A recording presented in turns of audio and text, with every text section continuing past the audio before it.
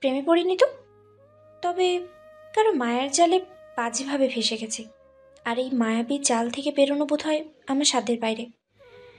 হয়তোবা আমি বেরোতে চাই না, কি জানি। I just want him, just him. In the future I want him with me for my every single breath. I want to live with him. Kabita হাঁ করে কথাগুলো গিলল। তার বোন এসব বলছে? প্রেম ভালোবাসা থেকে দূরে থাকা বোন এই গুন্ডার চালিয়ে আটকেছে, তাও কতটা গভীরভাবে। কিন্তু এ যে অসম্ভব, বাবা মা কখনো মানবে না। সিস, তুমি পাগল হয়ে গেছো? লোকটা একটা গুন্ডা, বাবা কখনো মানবে না, আর এই লোকটা মানবে? কথা হাসলো। সে কোনো টিনেজ নয়, যথেষ্ট প্রাপ্তবয়স্ক। নিজের ভালো মন্দ সিদ্ধান্ত নেওয়ার অধিকার আছে। কাল রাতভর সে অনেক ভেবেছে, মনকে অনেক বুঝিয়েছে। বেহায়া মন এক আনাও বোঝেনি।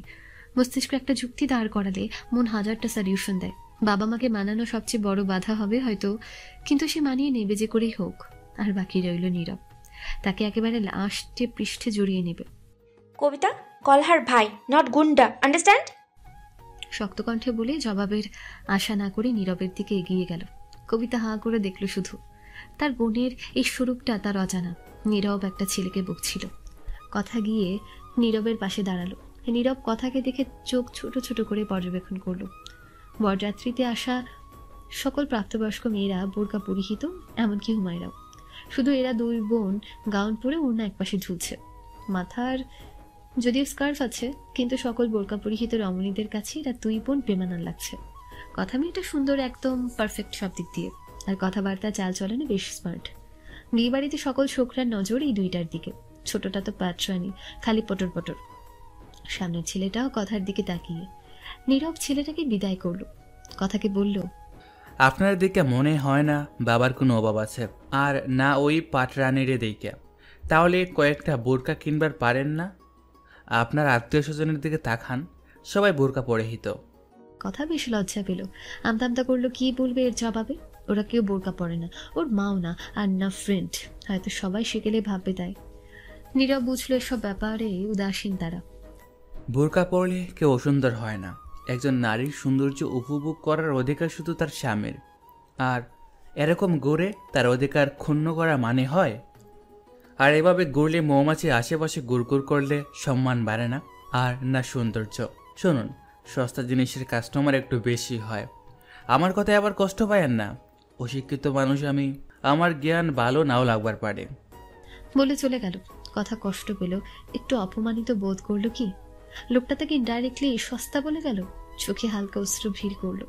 বেশ লজ্জাজনক পরিস্থিতিতে পড়ল। শতক পাশেই ছিল। নীরবের সব কথা তার কানে বাজল। সে নীরবকে কিছু বলল না। শতক কথার পাশে গিয়ে তাকে বলল, কথা সবার মন মানসিকতা এক নয়। নীরবের কথাগুলো ঠিক, তবে তার বলার মাধ্যম সম্পূর্ণ ভুল। এভাবে তোমাকে অপমান করে ঠিক করেনি, কিছু মনে নিও না। বোরকা পরা ভালো। দেখো, আমাদের বাড়ির সব মহিলারাই পরেছে। আমি তুমি বলবো, পরো বোরকা, একজন মুসলিম হিসেবে উচিত কাজ। তবে বোরকা পরো না মানে তুমি সস্তা বা খারাপ মেয়ে না। আমি অনেকে দেখেছি হাত মোজা পা মোজা পরে বের হয়, আবার কয়েকদিন পরে প্রেমিকের সাথে অন্তরঙ্গ অবস্থায় ধরা পড়ে। আবার পর্দা করে সব মেয়ে কিন্তু এমন না। আমার এক ছাত্রী ছিল, সে কখনো বেগানা পুরুষকে চেহারা দেখাতো না। সে আন্তরিক থেকেই ধার্মিক।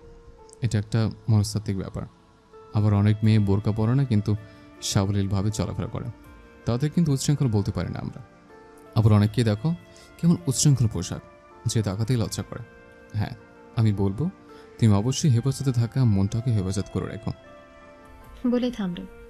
কবিতা এসে বলল, চলো তোমরা, বিয়ে পড়াচ্ছে হুজুর। দুজনে কবিতার পিছু পিছু গেল। যাওয়ার পথে শুনল কিছু মেয়ে ফিসফিস করে মৈত্রীর দিকে ইশারা করে বলছে, হ্যাঁ এই মেয়েটাই, নীরব ভাইয়ের। না মানে মামি বললো না নীরব ভাইয়ের বিয়ের কথা বলবে এর সাথে। কথা শতক দুজনে শুনল। শতকের কপালে ভাঁজ পড়ল। কথা তাকিয়ে দেখলো মৈত্রীর দিকে। সুন্দর একটা ঢিলে ঢালা বোরকা পরে, মেকআপ পরা, শুধু চোখ দুটো দেখা যাচ্ছে। খুব সুন্দর লাগছে। শুধু তাকেই না, স্বপ্ন, মাইশা আন্টি, জ্যোতি, আরো সব মেয়েদের। বিয়ে পড়ানো শেষ, ঝনার বিদায়ের সময় হয়ে গেছে।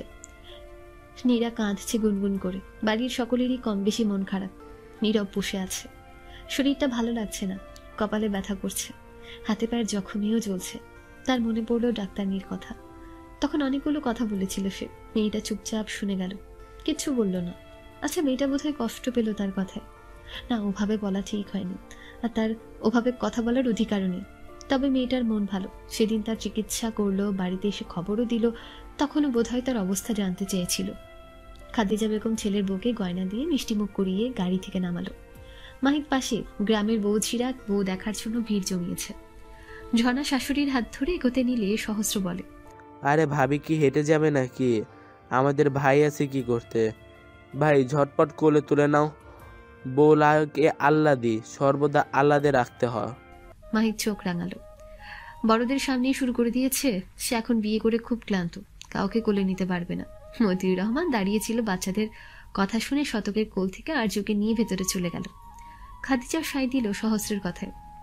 নতুন বউ হেঁটে যাবে কেন এরকম তাগড়া ছেলে থাকতে? মাহিদ হার মেনে কোলে তুলে নিল ঝর্ণাকে। মা ছেলে বিয়ে করে এসেছে ক্লান্ত হয়ে, কোথায় শরবত খাওয়াই দিয়া মাথায় হাত বুলিয়ে দিবা, তা না এই আড়ার বস্তা বইতে বলছো? খাদিজা বেগম ছেলের পিঠে আলতো চড় মেরে বলল, বান্দর ছেড়ে বউরে বস্তা বলছিস? তোর বাপকে বলবো। মাহিদ হেসে বলল, মজা করছি তো। বলে হাঁটতে লাগলো। ঝর্ণা ব্যালেন্স রাখতে মাহিদের গলা জড়িয়ে ধরল। মাহিদ তাকালো ঝর্ণার দিকে। ঝর্ণা লাজুক হেসে মুখ লুকায় ব্যক্তিগত বুকে, যেখানে শুধু তারই বিচরণ। সবাই চলে গেল বউয়ের পিছু। মৈত্রী ঠায় দাঁড়িয়ে, যাচ্ছে না। যাবে কি করে? শতক তার হাত শক্ত করে ধরে। মৈত্রী অসহায় চোখে তাকালো। শতক আশেপাশে দেখলো কেউ নেই। গ্রামের বৌঝিরাও মৈত্রীদের বাড়িতে ঢুকলো, নতুন বউ দেখবে বলে। শতক ভাই, যেতে দিচ্ছ না কেন? খেয়ে ফেলবো না তোকে, দাঁড়া, কথা আছে। বলে মৈত্রীর ফোন বের করে তার দিকে বাড়িয়ে দিল। মৈত্রী খুশি হয়ে বলল, ধন্যবাদ মাস্টারমশাই। ফোন দিচ্ছি বলেই এই না যে যা খুশি করবে। ফোনের যেমন ভালো দিক আছে তেমনি খারাপ দিকও আছে। আর যেন সব রোমান্টিক গান না দেখা হয়। আমি কিন্তু সার্চ লিস্ট দেখেছি, কবির সিং আর কী কী ছবির গান সব একটু বেশি রোমান্টিক, অনেকটা অশ্লীল। এই বয়সে এদিকের ঝোঁকটা বেশি থাকে। নিজেকে দূরে রাখতে হবে। আর আর তুই এখানে বাচ্চাদের সাথে কিসিং সিন দেখছিস? ভালো হয়েছে মিঠু, ভালো হতে পয়সা লাগে না। আর তুই খুব শীঘ্র এসব সিন ফিল করতে পারবি। Just wait darling. শেষের কথাটা ধীরে বলল, বলে মিটমিট করে হাসলো। মৈত্রী ভেঙচি দিল, এমনভাবে বলছো যেন না জানি কি দেখেছি। আমি জানি তুমি এর থেকেও বেশি কিছু দেখেছো, এখন সাধু সাজছ। মনে মনে বললেও ঝরে বলার সাহস হলো না। ফোনটা পেয়েছে, এই বেশ। ঝর্ণা মাহিদের রুমের খাটে বসে একটা লম্বা ঘুমটা টানে। পরনে বিয়ের ভারী শাড়ি নেই, কমফোর্টেবল একটা জামদানি শাড়ি পরে আঁচল দিয়ে ঘুমটা টেনে দিয়েছে স্বপ্ন। মুখেও কোনো মেকআপের অংশ নেই, শুধু লিপস্টিক দিয়েছে হালকা। খাটটা সাজিয়েছে গোলাপ ও গাঁদা ফুল দিয়ে। ঝর্ণা খুব অস্থির হয়ে আছে। কি হবে মাহিদ আসলে? তার মনটা দুরু দুরু করছে, মস্তিষ্ক কেমন ফাঁকা ফাঁকা লাগছে। মাহিদ বিনা বাধায় বাসর ঘরে প্রবেশ করল। আহা শান্তি, কেউ নেই বাধা দেওয়ার জন্য। তবে লিকপুল করার জন্য ভাই বোন আছে না? তবে তাদের গোনায় কে ধরে? এমনভাবে হয়তো সবাই বাসর ঘরে প্রবেশ করতে চায়, কিন্তু এটা অসম্ভব। তবে তার ক্ষেত্রে সম্ভবপর হয়েছে। মতিউর রহমান সব বাচ্চাদের পাওনা আবদার আগেই পরিশোধ করে দিয়েছে। মাহিদ রুমে ঢুকে দরজা বন্ধ করে দিল। ঝর্ণা সালাম দিল, মাহিদ জবাব দিল। তারপর নববধূর কাছে না গিয়ে উবু হয়ে খাটের তলায় কিছু খুঁজতে লাগলো। ঝর্ণা আহামক বনে, এরকম কখনো শুনেনি। মাহিদ খাটের তলায় কাউকে পেল না। তারপর বাথরুমে খুঁজল, আলমারিতে, টেবিলের তলে, পর্দার আড়ালে, না কেউ নেই। বাঁচা গেল। তারপর ঝর্ণার সামনে দাঁড়িয়ে ঝর্ণার দিকে তাকিয়ে রইল অপলক। সে জানি গভীর, যার গভীরতা ঝর্ণা ধরতে পারে না। তবে মাদকীয় প্রেমময় মুগ্ধতা ভরা জানি তার অন্তরে কাঁপন তোলে। তবে ঝর্ণা চোখ ফেরায় না, সেও তাকিয়ে রয় অবিকল। ঝর্ণার কাছে সব স্বপ্নের মতো লাগে। যে লোকটাকে সে ভালোবাসে সে এখন সম্পূর্ণ তার ব্যক্তিগত মানুষ। হিপনোটাইজ করছো? মানে কিছু না, নামাজ পড়তে হবে না? উজু আছে? ঝর্ণা মাথা নাড়ল, মানে আছে। মাহিদ অজু করে এলে দুজনে নামাজ পড়ে নেয়। তারপর মাহিদ হাই তুলতে তুলতে বলে, ঘুমিয়ে পড়ো, আবার কিছু পড়া বাকি আছে। বিয়ের চক্করে পড়াই হয়নি। ঝর্ণা ভাবল হয়তো মজা করছে, বাসরাতে কেউ পড়ে নাকি। তবে তার ভাবনাকে পুকুরে ডুবিয়ে মাহিদ সত্যি বই নিয়ে বসলো। ঝর্ণা কিছুক্ষণ বসে থেকে খাটে উঠে পাপড়ি সরিয়ে শুয়ে পড়ল। লোকটা পড়ুক, তবে তার মনটা বিষিয়ে গেল। নানি দাদি ভাবি সবাই কত কিছু বলল বাসর সম্বন্ধে, কত শত মধুর আলাপ, জ্যোৎস্না বিলাস, রোমাঞ্চকর মুহূর্ত, কিন্তু তার বর সব মাটি করে পড়ছে, চক্ষুদয় টলমল করছে, নাকে পানি আসছে। সে উঠে বসলো। মাহিত বই সামনে বসে আছে। বাসরাতে বউ রেখে পড়া যায় নাকি? সে তো নার্ভাস হয়ে আসছিল, কি করবে ভেবে পাচ্ছিল না। তার মন তো বলছিল বউকে শক্ত করে জড়িয়ে ধরে টপাটপ চুমু খেয়ে স্বর্গীয় আনন্দে ভাসতে, কিন্তু এই বোকা রানীটা কি রাজি হবে? আজকালকার মেয়েদের তো এক কথা, আমার সময় চাই 1 মাস, 2 মাস, 6 মাস, ব্লাবলা। আরে ভাই, এদিকে তোর জামাইয়ের 13টা বেজে যাচ্ছে, সে খেয়াল থাকে? বউ পাশে রেখে নিজেকে কন্ট্রোল করা 4টেখানি কথা না, সে তো পারছে না। না, আর সম্ভব না বসে থাকা। সে উঠে দাঁড়ালো, দেখলো ঝর্ণা এখনো বসে আছে। সে কিছু বলল না, তবে দেখলো নববধূর চোখে পানির উপস্থিতি। সে পাশে বসলো, অনেক সময় নিয়ে তাকিয়ে দেখলো তার বোকা রানীকে। ইস, মেয়েটা বেশ হাতুড়ে।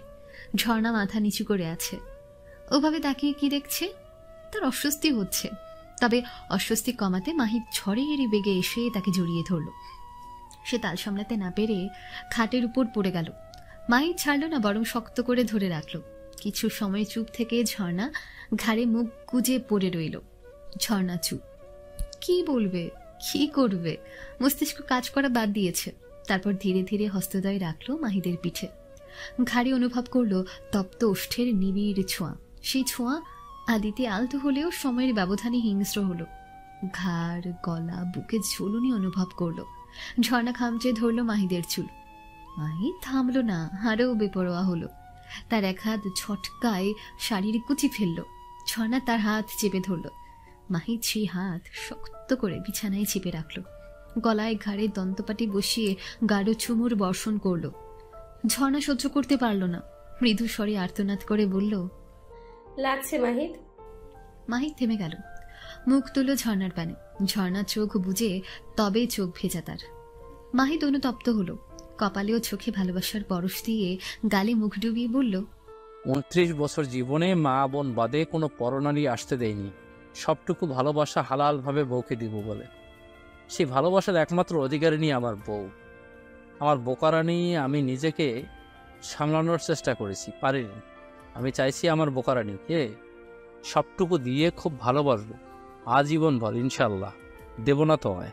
ঝর্ণা চোখ খুলল। মাহিদের চোখে চোখ রাখলো, কত আকুল ভালোবাসাময় আকাঙ্ক্ষা তাকে পাবার। সে কি মানা করতে পারে? সে ফুপিয়ে উঠে মাহিদকে সর্বশক্তি দিয়ে জড়িয়ে ধরল। মাহিদ হেসে তাকে জড়িয়ে ধরল। বর্ষপঞ্জিতে বৈশাখ মাস চলছে। এই বৈশাখ মাসে কালবৈশাখী ঝড় উঠত এককালে, তবে বর্তমানে আমাদের দেশে বৃষ্টির হার কমে যাচ্ছে বছর অন্তর অন্তর। বৈশাখ মাসের বেশ কিছুদিন পেরিয়ে গেছে, এখনো বৃষ্টির দেখা নেই। মেঘমালার দেখা দেয়, তবে তা হয়তো বৃষ্টি নামাতে যথেষ্ট নয়। পৌষ মাঘে পুকুর ঘাট সব শুকিয়ে গেছে অল্প পানির সমাহার সেথায়। বৈশাখেও সেগুলো পূর্ণ হয়নি একটুও। ধানক্ষেত শুকিয়ে চরচর হয়ে আছে। স্যালো মেশিনে কয়েকদিন অন্তর অন্তর জলধারা বাহিত করে অভাব কিছুটা পূরণের লক্ষ্যে। কিন্তু হায়, দুধের স্বাদ কি আর ঘোলে মেটে এ ধরনীর? সূর্যি মামার তেজে ধরনী হাহাকার, গরমে জনজীবন বিপর্যস্ত প্রায়। কৃত্রিম বাতাসের তনু মন তো জুড়াই না, এই বাতাসকে মনে হয় গরম লাভা। সকলের আশা প্রকৃতিগত বায়ু, যান্ত্রিক চালিত ফ্যান যেখানে ঘন্টার পর ঘন্টা গরম অবসান করতে ব্যর্থ, সেখানে এই প্রকৃতির স্বল্প বায়ু তনু মনে শীতলতা বয়ে আনে। কথাই না, সহ্য করা গরমে বিরানপুর বাজার এসেছে, সাথে কবিতাকে টেনে এনেছে। কবিতা এই রোদে বের হতে নারাজ। এমনিতে সে গ্রামে কয়েকদিন রোদে ঘুরে একটু কালো বনে গেছে। সে এমনিতে কথার মতো ফর্সা নয়। সে মোটামুটি মানে কালো বা শ্যাম বলা চলে না যাকে। সে তো বাবা মার সাথে বাড়ি যেতে চেয়েছিল, বোনের চক্করে ফেসে গেছে। মাহিদের বিয়ের পর তিনি বাবা মা রওনা দেয়, কথা তাকে দিয়ে ভুজুং ভাজুং বুঝিয়ে দুবোনের যাওয়া আটকে দিয়েছে। এতে অবশ্য মতি আঙ্কেলের অবদান বেশ। মাহিদের বিয়ের ফিরনি ঘূর্ণি বাদে 2 সপ্তাহ পার হয়েছে। মাহিদ এখন শহরে আছে, চাকরি পরীক্ষার উদ্দেশ্য। কথা কবিতা বসে আছে রিকশায়। কথা বড় ওড়না দিয়ে মুখ ঢেকে নিয়েছে। কবিতা ভাবলো রোদ থেকে ত্বক বাঁচাতে হয়তো, তাই কবিতাও ঢাকলো। সে আর কালো হতে চায় না। ওরা এসে থামলো একটা কাপড়ের মার্কেটে, তারপর ভেতরে ঢুকে একটা বোরকার দোকানে গেল। কবিতা বলল, সিস, তুমি না বলে শপিং করবে, তবে বোরকার দোকানে কেন? কথা সিরিয়াস ভঙ্গিতে বলল, বোরখা কিনবো তাই, আর একটাও কথা না। কবিতা কিছু বলল না। কথা সিস্টার কেমন যেন হয়ে গেছে ওই ব্যাডাগুনটার প্রেমে পড়ে। সরি, প্রেমে না, জালে, মায়াবী জালে ফেসেছে। ঢং, ওই ব্যাটাটা দেখতেই যে হ্যান্ডসাম, বাকি দিক দিয়ে মাকাল ফল, একদম রবীন্দ্রনাথের অপরিচিত অনুপম। ব্যাডা গুন্ডা। মনে মনে আরো কয়েকটা গালি দিল সিসকে ক্রাইসিস বানানোর জন্য। কথা 4টা বোরকা কিনল, নিজের জন্য 3টা, কবিতার 1টা। কবিতাকেও বললো এরপর থেকে বোরকা পরতে। কবিতা সাই জানালো তার আপত্তি নেই, তার অনেক ফ্রেন্ড পরে। এরপর 2 বোন হাঁটতে হাঁটতে একটা জুয়েলারির দোকানের সামনে গেল। কবিতা ভেতরে উকি দিয়ে বলল, সিস পাই ধরি তোমার, আমি ওই গুন্ডার সামনে যাবই না। কথা চোখ রাঙানি দিল। কবিতা বলল, সরি, ওই সাইলেন্ট ভাইয়ের দোকানে যাব না, তুমি যাও, আমি আইসক্রিম খেয়ে আসি। তোমার জাল বোনানো হলে কল দিও, কেমন? বলেই চলে গেল। কথা আটকাতে পারল না, সে একাই ভেতরে ঢুকলো। একটা মহিলা বসে আছে, কাস্টমার বোধহয়, আর নীরব ও তার চাচা আর একটা লোক বসে, কর্মচারী বোধহয়। নীরবের চাচা কথাকে দেখে চিনতে পারল। আরে ডাক্তার ম্যাডাম যে, আসেন বসেন। কথা হেসে বলল, আসলে আঙ্কেল একটা কাজে এসেছিলাম, এই নুপুর জোড়ার একটা ভেঙে গেছে, নতুন করে বানাতে হবে, পালিশও করবেন কিন্তু। আরে করব না কেন, অবশ্যই করব, দাও। কথা নুপুর জোড়া তার হাতে দিল। কাল রাতে টেনে নিজেই ছিঁড়েছে। পাশের মহিলা চলে গেল। নীরবের চাচা দেখলো কর্মচারী ছেলেটা কাজ করছে, তাই সে নিজেই উঠল। ডাক্তার ম্যাডাম বসুন তো, আমি ঠান্ডা কিছু নিয়ে আসি, যে গরম পড়ছে। কথা মাথা নাড়ল। নীরব এতক্ষণ নীরবেই সব পর্যবেক্ষণ করছিল। মেয়েটা সালোয়ার কামিজের সাথে বড় ওড়না দিয়ে মাথা শরীর ভালো করে ঠেকে এসেছে, হাতে কিছু শপিং ব্যাগ। কথা দেখলো নীরব ব্যাগগুলোর দিকে তাকিয়ে। সে হেসে বলল, ব্যাগগুলোতে কয়েকটা বোরকা, আপনি সেদিন ঠিক কথাই বলেছিলেন, আমি বুঝতে পেরেছি, আর নিজেকে পরিবর্তন করার চেষ্টা করছি। নীরব অবাক হলো। কথা থেমে নীরবের আপাদ মস্তক দেখে বলল, ছোট থেকে শহরে বড় হয়েছি তো, আর বাবা মা অতটা ধার্মিক নয়, তাই অত শত জানি না। তা আপনার প্যান্ট তো ছেঁড়া, না মানে বুঝতে পারছি যে স্টাইল, কিন্তু হাঁটুর উপরে পর্যন্ত অনেকখানি দেখা যাচ্ছে। আবার আমার নজর খারাপ ভাববেন না, আমি শুনেছি ছেলেদের নাভির উপর থেকে হাঁটুর নিচ পর্যন্ত ঢেকে রাখতে হয়। শুধু আপনার ভবিষ্যৎ স্ত্রীর অধিকার আছে প্রাইভেট প্লেস দেখার, তার অধিকার তো ক্ষুণ্ণ হচ্ছে। এস, এখন থেকে ভালো প্যান্ট পরবেন কেমন? আর শার্টের বোতাম খুলে রেখেছেন কেন, বন্ধ করুন। বলে নিজেই উঠে এসে বোতাম লাগিয়ে দিল শার্টের। পুরোটা সময় তার মুখে হাসি লেপটেছিল। কর্মচারী ছেলে হাঁ করে তাকিয়ে আছে ওদের দিকে। নীরব বেজায় চটে গেল। মেয়েটা এভাবে কথা ফিরিয়ে দিল। সে তো মাফ চাইবে ভেবেছিল, অথচ ডাক্তারনি বাজার বয়ে এসে তার অপমান করল। অপমান সেও তো ওই দিন বিয়ে বাড়িতে করেছিল, তবে সে ভালো ভেবেই বলেছিল। পরে বুঝতে পেরেছে যে ওভাবে বলা ঠিক হয়নি, সরিও বলবে ভেবেছিল। ওই দিনের জন্য আমি দুঃখিত, আমার অভাবে কথাগুলো বলা ঠিক হয়নি, তার জন্য আন্তরিকভাবে দুঃখিত। আপনার কাজ হয়ে যাবে, আসতে পারেন। শান্তভাবে বলল নীরব। শত হোক একটা মেয়ে, আর সে মেয়েদের যথেষ্ট সম্মান করে। তার ঘরেও মা বোন আছে, আর এখানে দোষটা পুরোপুরি তারই, সেখানে আর তর্কে গিয়ে লাভ নেই। আর মেয়েটা ভুল বলেনি তো। কথার হাসি মাখা মুখটা মলিন হয়ে গেল। আপনি কি আমার কথায় খুব কষ্ট পেয়েছেন Nirob? I am really sorry. তারপর কিছুক্ষণ নীরবতা। আপনার সেই দিনের কথাগুলো একদম ঠিক, আমি মানছি, কিন্তু আমি সস্তা নই নীরব। আমার খুব লেগেছিল কথাগুলো, কখনো কেউ ওভাবে বলেনি আমায়। আসছি বলেই উঠে চলে গেল। নীরব দেখল তার প্রস্থান যতক্ষণ দেখা যায়। দীর্ঘশ্বাস ছেড়ে অন্যদিকে ফিরলে দেখল কর্মচারী ছেলেটা এখনো হাঁ করে তাকিয়ে। তাকে দেখে সবগুলো দাঁত কেলিয়ে হেসে বলল, ভাই আমাগরও ভাবি তাই না, বেশ দেখতে, কিন্তু আপনার লগে হ্যাপি মানাইব। তুই হে কি ডাক্তার? নীরব ভ্রু নাচিয়ে বলল, ডাক্তার। তাই কি বেমানান লাগে আমারে? না ভাই, আপনি হইলেন গিয়া সালমান খানের লাহান। ভাবির ভাগ্য ভালো আপনারে পাইব। তোর মাইয়া গোরে বিশ্বাস নাই, বেশি টেহা দেখাইলে ফুরুত। নীরব হাসল উচ্চস্বরে। মৈত্রী কলেজ এসেছে, ঈদ, ভাইয়ের বিয়ে, পড়াশোনা তো চাঙ্গে উঠে নাচছে। তার উপর ইনকোর্স চলছে তাদের। 2 দিন আগে একটা দিল ক্যালকুলাস, আর আজ দিল ফান্ডামেন্টাল। পরশু সাধারণ রসায়ন আছে। সে কলেজের বড় আম গাছের তলায় শান বাঁধানো জায়গায় বসে পানি পান করলো। যা গরম পড়েছে না, তার মধ্যে ফোনটা ভাইব্রেট করলো। বোতল বন্ধ করে রিসিভ করতে করতে কেটে গেল। সে ফোন কল চেক করে দেখলো অনেকগুলো মিসড কল, সব শতক ভাই দিয়েছে। এত কল করেছে কেন? সে ব্যাক করবে ভাবলো, তবে এও ভেবে নিল ঝাড়ি খাওয়ার আগে ঝাড়ি নিজে দেব। ভাবতে ভাবতে কল আসলো আবার। রিসিভ করে মৈত্রী হড়গড় করে বলল, আমি কলেজে এসেছি না, ইন কোর্স ছিল, এত ফোন কেউ দেয় দেখছো, ধরছি না, ব্যস্ত আছি। ধমকের সুরেই বলল। ওপাশ থেকে হাসির শব্দ ভেসে এলো। এক্সাম শেষ হলো, কেমন দিয়েছিস? মৈত্রী ভাবলো, বাব্বা, ধমক শুনেও শান্ত আছে মাস্টারমশাই। অন্য সময় হলে চটে যেত। হয়েছে কোনো রকম। ফোন কেন করেছিলে বারবার? বলবো, আগে বল কোথায় তুই? কলেজে বসে আছি, একটু পরে চলে যাব। কেন? আসতে হবে না, 5 মিনিট দাঁড়া, আমি আসছি গেটে। খবরদার পাকনামি করবি না। বলেই কেটে দিল কল। মৈত্রী বসে রইল। বেশ সময় বসে থাকার পরও শতকের খবর নেই।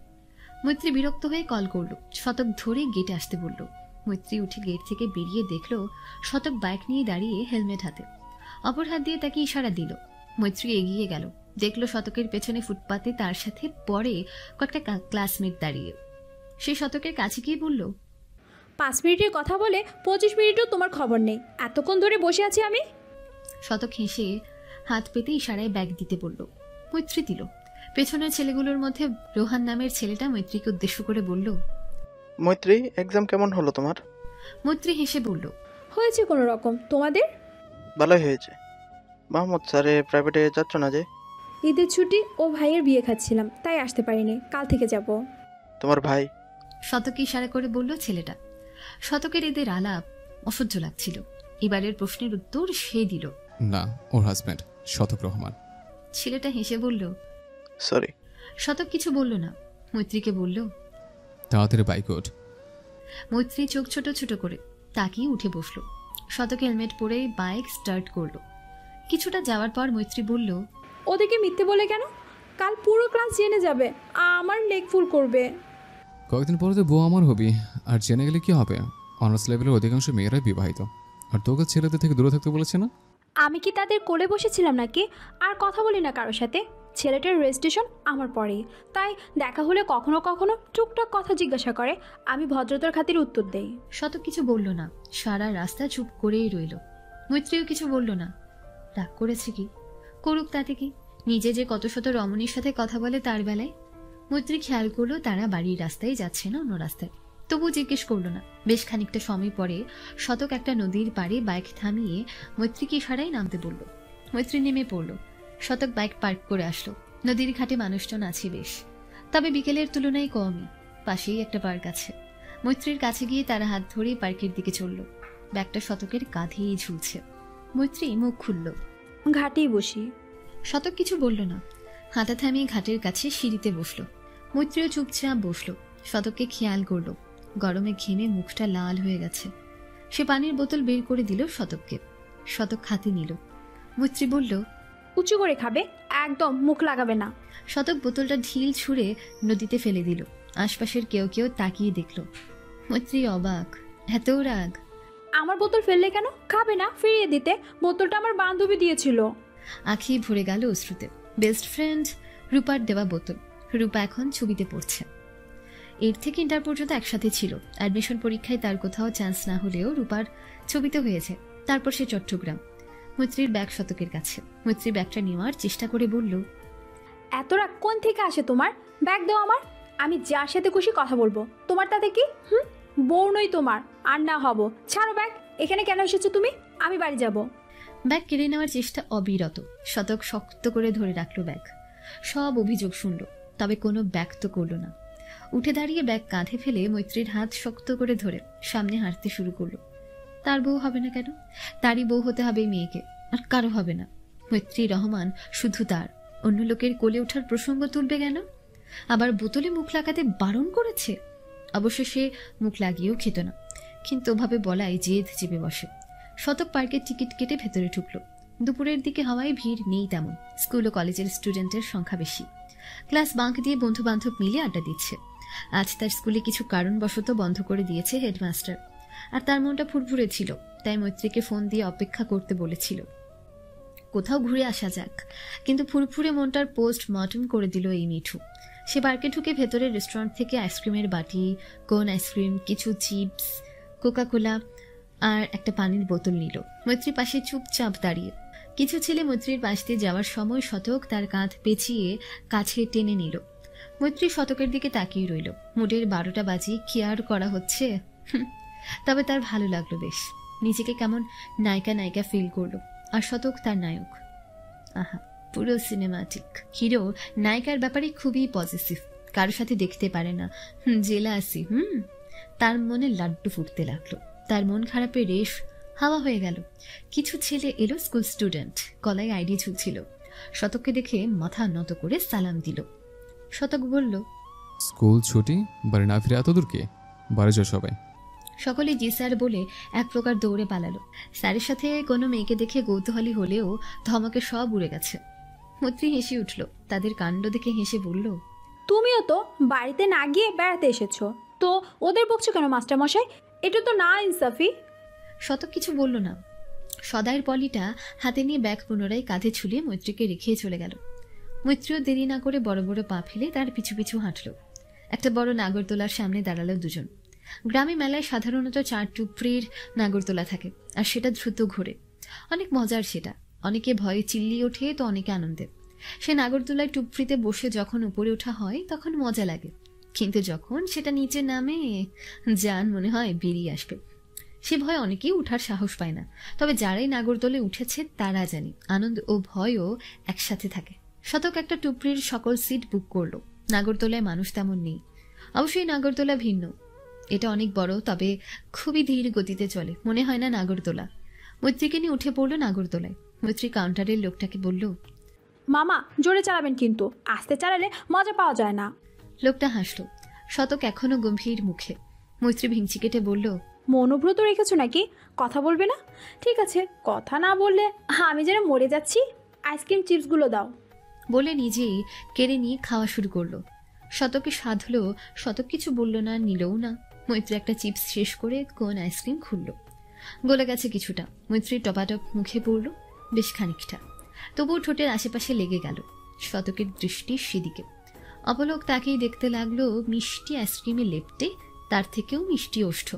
শতক ঢোক গিলল, নজর হাঁটালো না। মৈত্রী শতককে খেয়াল করে ভ্রু উচালো।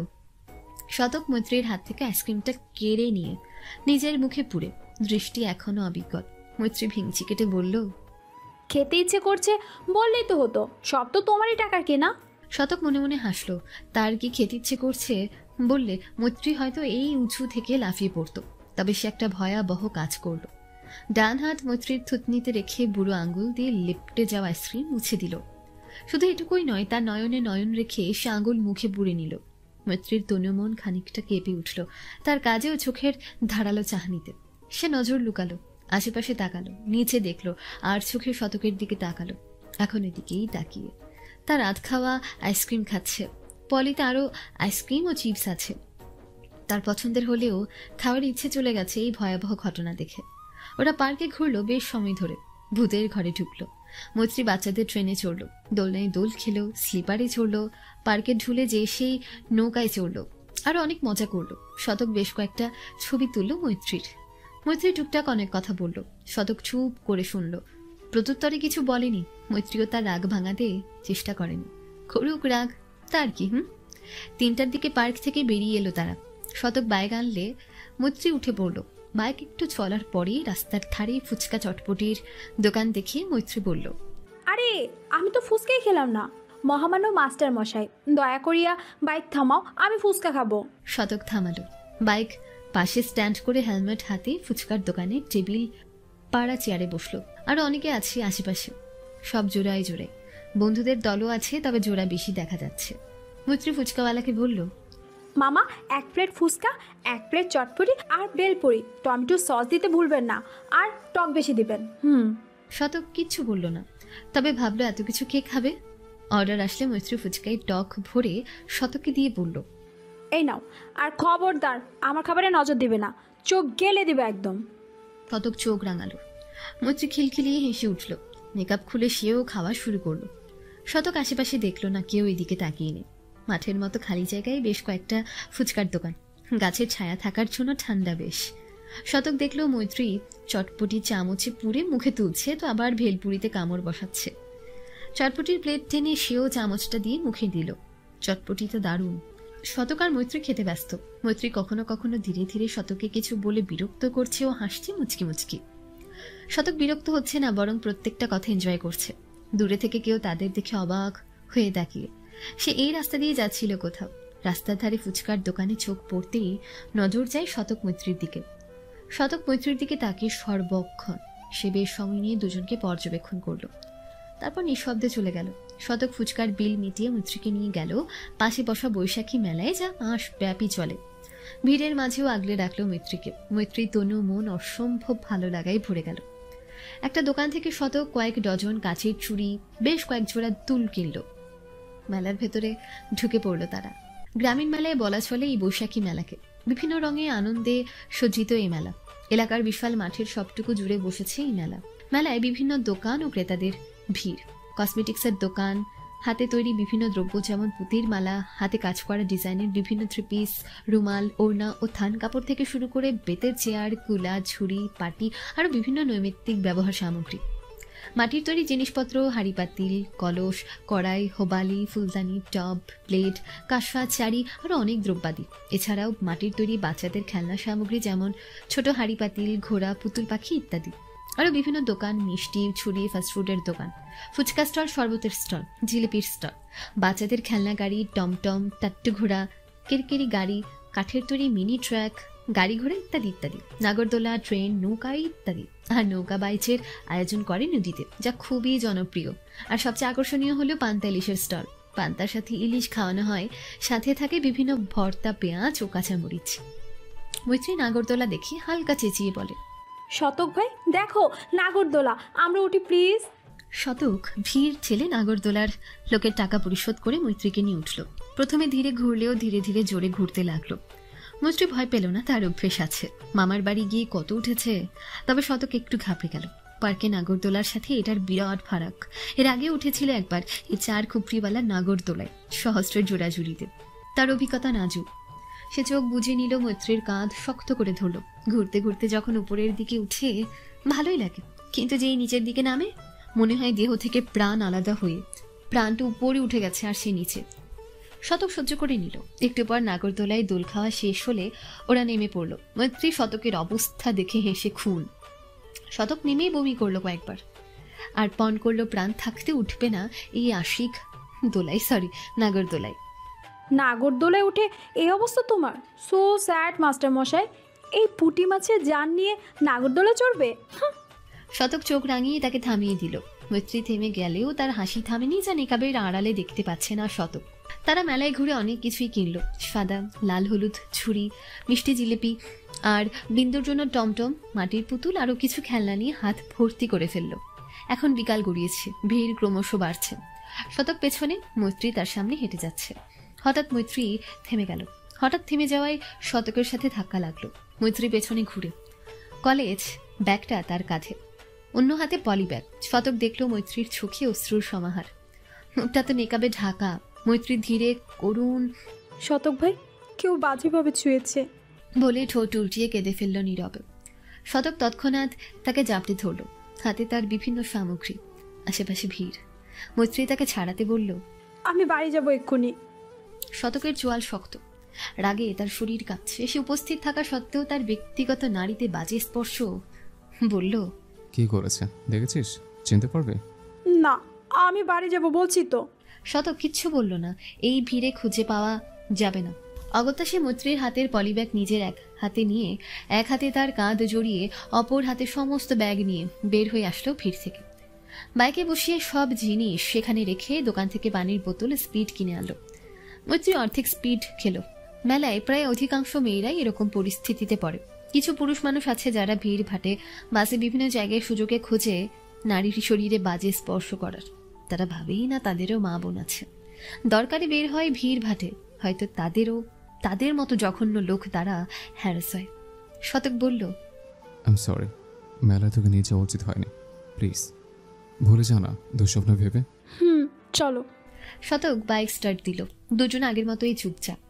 গরমে দুজনেই ঘেমে একাকার। বাইক চালানোই শোষো বাতাস লাগাই বেশ লাগছে। মৈত্রী শতকের কাঁধে রাখা হাতটা শতকের পেটের কাছে রেখে শার্ট চেপে ধরল। থুতনি রাখলো শতকের কাঁধে। শরীর স্পর্শ করেনি দুজনের। শতক মৈত্রীর হাতে একটা হাত রাখলো, এক হাতে বাইক কন্ট্রোলে। মৈত্রী হেসে বলল, অকালে মরতে চাও, হ্যান্ডেল ধরো 100 ভাই। শতক হেসে হাত সরালো। মরবি না, মহিলা মানুষ শত সহজে মরে না। আমাকে মহিলা বললে? তো তুই কি বাচ্চা নাকি? 20 পেরিয়ে 21 ছুঁই ছুঁই, নারী করিতেই বলি, শুনিস নি? এখন মুখে কই ফুটেছে, এতক্ষণ তো মিউট করা ছিল। ভেঙচি দিয়ে বলল মৈত্রী। মিঠু, আহা কি সুন্দর মিষ্টি আদুরে ডাক। মৈত্রীর মনটা ভালো হয়ে গেল। একটু আগ পর্যন্ত শরীর ঘিন ঘিন করছিল অনাকাঙ্ক্ষিত বাজে স্পর্শে। শতকের আদুরের আবেগ তারিত মোলায়েম ডাকে চোখ ছলছল করে উঠল পুনরায়। সে নাক টেনে বলল, হুম। শতক তার নাক টানা শব্দে বুঝতে পারল পাগলটা আবার কাঁদছে। তার খেয়াল রাখা উচিত ছিল, এই ভিড়ে মেলায় নিয়ে যাওয়া একদম উচিত হয়নি। ভালোবাসি মিঠু, খুব ভালোবাসি। কখন কবে থেকে জানি না, বেশ ভালোবাসি। রোমান্টিক ফিল্মের স্টাইলে প্রপোজ করতে পারবো না। আমার জীবনের প্রত্যেকটা ভালো মুহূর্তে কারো মুখে প্রশান্তিময় মুচকি হাসি দেখার জন্য তোকে চাই। দুঃখের সময় কারো বুকে মাথা রেখে দুঃখ বিলাসে তোকে চাই। একঘেয়েমি কাটাতে কারোর সাথে ঝগড়া করার জন্য তোকে চাই। জ্যোৎস্না রাতে আমার জানলার পাশে বকুল গাছের পাখির কিচিমিচি শোনার জন্য একটা মৈত্রী রহমান নামক পাখি চাই। তুই শুধু আমার হয়ে থাকিস মিঠু। মৈত্রী তার পিঠে থুতনি ঠেকিয়ে শুনল, কিছু বলল না। শতক চুপ করে গেল। বেশ কিছুক্ষণ নীরবতা পালন করা হলে শতক বলল, কিছু বলছিস না? মৈত্রী বলল, কি বলবো? শতক কিছু বলল না আর। মৈত্রী কিছুক্ষণ চুপ করে থেকে বলল, মাস্টার মশাই, আমার থেকে কোনো আশা রেখো না। আব্বা আম্মা কষ্ট পাক এমন কিছু করব না। আমার জন্য আব্বা আম্মার সম্মানে দাগ পড়বে এটা আমি মেনে নিব না। তবে তারা চাইলে তোমাকেও ফিরে দিব না। আশা করছি বুঝতে পারছো। একটু থেমে সোজা হয়ে বসে বলল, আর পার্কের নাগরদোলা যেটা করলে একদম ভালো করনি। শতক কপালে ভাঁজ ফেলে বলল, কি করেছে? চুমু খায় না তো তোকে? মৈত্রী হেসে বলল, সম্পর্কে আমি তোমার চাচাতো বোন হই, শুধু কাজিন, মনে রেখো। একটু শক্ত কণ্ঠে বলল। শতকের চোয়াল পুনরায় কঠিন হয়ে এলো। প্রত্যুত্তর করল না সে। বাইকের স্পিড বাড়িয়ে দিয়ে তাড়াতাড়ি বাড়ি ফিরল। বাড়ির সামনে রাস্তায় বাইক দাঁড় করালো। মৈত্রী নামলো। কবিতা ও সহস্র রাস্তার পাশে দাঁড়িয়ে ছোট ছোট বাচ্চাদের গোলাছুট খেলা দেখছিল। ছোট ছোট বাচ্চারা হাসছিল ও জোরে চিল্লাচিল্লি করে খেলায় মেতে উঠেছে। শতক ও মৈত্রীকে দেখে তাদের কাছে এগিয়ে এলো। কবিতা বলল, ব্রো, তোমরা কোথায় ছিলে এতক্ষণ? সহস্র ততক্ষণে ব্যাগের ভেতরে জিনিস দেখে উত্তেজিত হয়ে বলল, ভাই তুই বৈশাখী মেলায় গিয়েছিলি, আমায় সাথে নিলি না? এই শালিরে নিলি? শতকের মেজাজ এমনি আপ ছিল, সহস্রের কথায় মেজাজ দেখিয়ে এক ধমক দিল। এক থাপ্পড়ে দাঁত ফেলে দেবো, বেয়াদব। শালি কেমন ভাষা, হ্যাঁ? কথা কানে ঢোকে না তোর? সবকিছু ফাজলামি মনে করিস? আমার সামনে আরেকবার বলিস, দেখি কি করে। বলে বাইক ফেলে হেঁটে চুপচাপ বাড়ির পথে হাঁটা দিল। সহস্র হা করে দেখলো, ভাই এত ক্ষেপে আছে কেন? এইভাবে বকলো তাকে। তার মন একটু খারাপ হলো। মৈত্রীর দিকে দেখে শক্ত কণ্ঠে তেজ দেখিয়ে বলল, দাঁড়িয়ে দাঁড়িয়ে তামাশা দেখছিস, যা ভাগ। কণ্ঠে ফাজলামি রেশ ছিল না এখন। মৈত্রী নাক ফুলালো, তার কি দোষ? একদম মেজাজ দেখাবে না, তামাশা। যেতে বলেছে যাও না। মৈত্রী কথা বাড়াচ্ছ কেন? হ্যাঁ, শতক ব্রোর মেজাজ খারাপ কেন? তুমি কিছু করনি তো? কবিতা একটু তেজেই বলল। মৈত্রী সহস্র কবিতার দিকে একবার তাকিয়ে জবাব না দিয়ে হনহন করে চলে গেল। মেয়েটা সত্যি ভারী বেয়াদব। কবিতা বলে ব্যাগগুলোর ভেতর উকি দিয়ে দেখল। মৈত্রী স্পষ্ট শুনতে পেল, তবে দাঁড়ালো না। শতক ভাই তার আর আরুর জন্য অনেক কিছু কিনেছে, সব ওই ব্যাগগুলোতে। তাই তো সে তখন দাঁড়িয়েছিল। সহস্র সিরিয়াস মুখে চলে গেল বাইক নিয়ে। বাইকের চাবি লকেই ছিল। রাতে খেতে বসেছে সবাই। মৈত্রীও খাচ্ছে। খাদিজা আরুকে খাওয়াচ্ছে। ঝর্ণা বাবার বাড়িতে গেছে কয়েকদিন। মতিউর রহমানই যেতে বলেছে। ছেলে নেই, আর মেয়েটাও মা বাবার কথা স্মরণ করে। আরুটা খুশবুর কথা বলে সবসময়। তার ভাই চাই, ফোন দিয়ে একগাদা নালিশ দেবে সবার নামে। খাদিজা বলল, খুশবুর সাথে কথা হয়েছে আপনার? মতিউর রহমান স্ত্রীর পানে তাকিয়ে জবাব দিল, পরীক্ষা ভালো হয়েছে। আর যেন কি কি কাজ আছে, কয়েকদিন পরেই আসবো, টেনশন করো না। আল্লাহ রহম করে, এবারে চাকরিটা দিলে ভালো হয়। মৈত্রী চট করে বলল, মা, হয়ে যাইব ইনশাল্লাহ। ভাই অনেক পড়েছে এবার। মতিউর রহমান হাসল। আম্মা, আপনি এত দেরি করে বাড়ি ফিরলেন কেন? মৈত্রী মায়ের দিকে তাকালো। বাড়িতে আসার পর মা গম্ভীর মুখে বকেছিল তাকে না জানিয়ে যাওয়ার জন্য। সে ভেবেছিল শতক ভাই সব ম্যানেজ করেছে, কিন্তু না, মাস্টারের বাচ্চা তাকে ফাঁসিয়ে দিল। আব্বা, শতক ভাইয়ের সাথে মেলায় গিয়েছিলাম, আমি ভাবছি শতক ভাই বলেছে মারে, তাই। মিনমিন করে বলল। মতিউর রহমান শান্তভাবে বলল, আম্মা, আপনি বড় হয়েছেন, এমনি এদিকে সেদিকে যেতে পারবেন না। আগে আপনার আম্মার মত নেওয়া দরকার আছিল না, আইনদা ভুল না হয়। জি আব্বা।